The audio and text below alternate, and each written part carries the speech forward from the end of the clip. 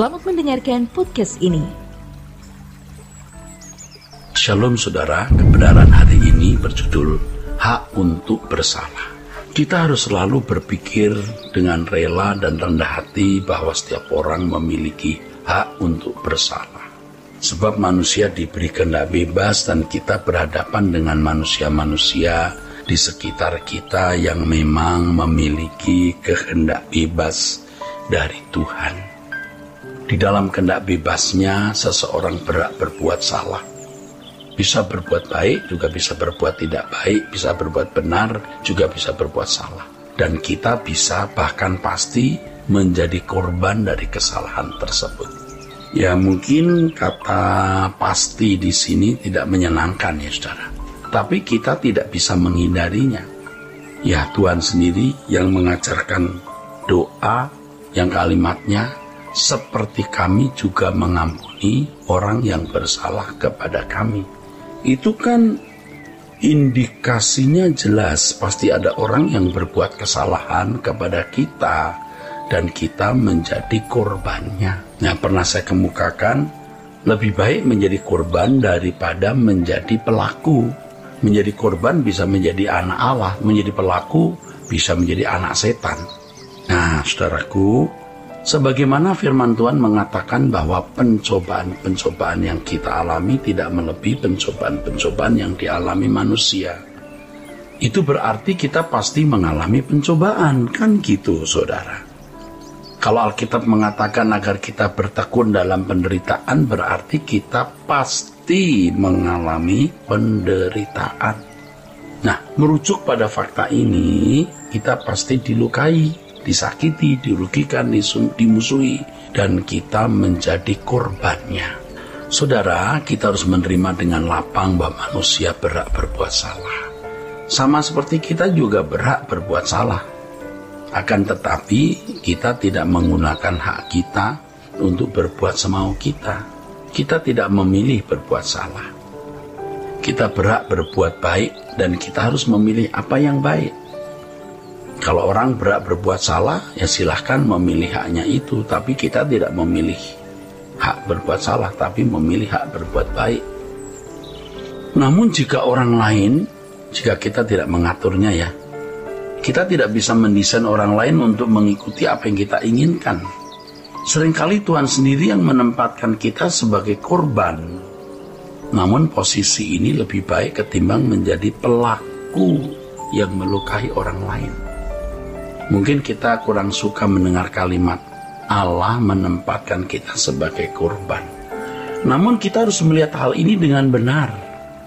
Ketika Tuhan membawa kita kepada keadaan di mana kita menjadi korban dari perbuatan salah orang, ini adalah sebuah proyek luar biasa, saudara.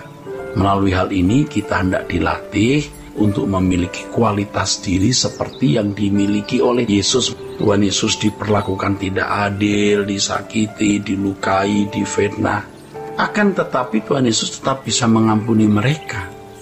Kalau kita mau menjadi seperti Tuhan Yesus, kalau kita mau menjadi serupa dengan Dia, maka tidak bisa tidak. Kita harus mengalami yang dialami oleh Tuhan Yesus dan memilih jalan seperti jalan yang ditempuhnya, yaitu mengampuni tanpa syarat. Ingat saudara, tidak ada jalan mudah untuk menjadi serupa dengan Yesus. Tidak ada jalan mudah untuk menjadi serupa dengan Yesus. Sebab untuk menjadi serupa dengan Yesus, kita harus menjalani hidup seperti yang Yesus juga jalani. Di antara jalan itu adalah menjadi korban dari kejahatan manusia, korban dari kesalahan orang, saudara. Nah, mungkin di antara saudara berkata, wah, kok kita jadi korban terus sih? Ya, tapi saudara harus melihat ini dari perspektif, harus melihat ini dari sudut kekekalan. Ya, kita harus melihat ini dari sudut kekekalan, saudara. Karena kita ini adalah orang-orang yang akan mewarisi kekayaan kerajaan Allah yang tidak terhingga. Ingat ya, saudara, no crown without cross. Tidak ada mahkota tanpa salib. Jadi, kalau kita memang ditentukan Tuhan menjadi korban, itu sebenarnya ditentukan menerima berkat. Bukan untuk dicelakai, dilukai, dirugikan. Enggak. Kita mau diuntungkan. Jadi melalui semua keadaan, kejadian yang kita alami, ya, kita memperbaiki kejahatan atau kesalahan orang dengan menjadi korban dari kesalahan orang itu. Jadi ketika kita dijahati orang, disakiti orang, kita itu mendapat pasien sebenarnya bagaimana kita bisa menjadi berkat bagi orang tersebut. Sama halnya ketika terjadi revolusi atau perubahan besar-besaran dalam sebuah negara, banyak darah pahlawan yang tertumpah untuk memperjuangkan perubahan tersebut. Akibat darah para pahlawan yang tertumpah itu, banyak orang pada hari ini di negara-negara tersebut dapat menikmati kemerdekaan dan hidup dalam kesejahteraan. Jika tidak ada para pahlawan tersebut, tidak akan pernah ada kemerdekaan dan kesejahteraan pada masyarakat suatu negara. Nah, ketika kita ingin melihat perubahan dalam diri orang lain atau seseorang, kita harus bersedia untuk menjadi korban dari perubahannya. Dengan bersedia menjadi korban dari perubahan seseorang, kita sedang memberkati mereka. Ingat ya, Bapa di surga juga melukai anaknya Yesus demi supaya berkat bagi kita. Dan ketika anak terluka, anak Allah Bapa ini, Bapa juga merasa terluka karena itu anak kesayangan, anak kecintaannya, saudara. Kalau kita tidak memberkati mereka, berarti kita kehilangan kesempatan untuk memperoleh berkat. Artinya jika kita tidak mengampuni orang lain dalam kesalahannya dan mendoakan mereka, maka kita tidak memperoleh pengampunan dan juga tidak memperoleh berkat sama sekali. Jadi kehadiran orang-orang yang menyakiti kita, melukai kita itu berkat kekal sekaligus proyek untuk menyelamatkan orang tersebut. Ya, kita merespon dengan sikap yang manis dan kita mendoakan dia, dan ini akan bisa menyelamatkan dia.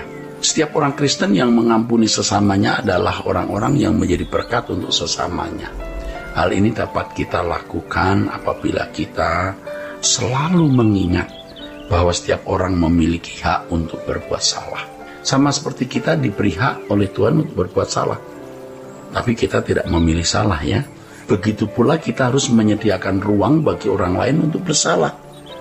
Ketika menyediakan ruang itu, kita pun menyiapkan hati kita untuk mengampuni setiap orang yang melakukan kesalahan untuk kita atau merugikan kita.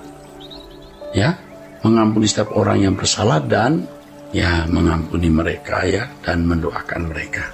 Sebab mengampuni orang lain yang bersalah kepada kita merupakan jalan untuk menjadi berkat baginya. Melalui kehidupan yang penuh kemurahan dan belas kasih ini, orang lain dapat kita sadarkan dan mereka akan menyadari keagungan dan keindahan karakter anak Allah di dalam diri kita. Kita memancarkan belas kasih dan kemurahan hati yang sama seperti Bapa di surga yang memberi matahari kepada orang benar maupun orang yang jahat. Kiranya kebenaran hari ini, saudaraku sekalian, memberkati kita semua. Sola Gracia.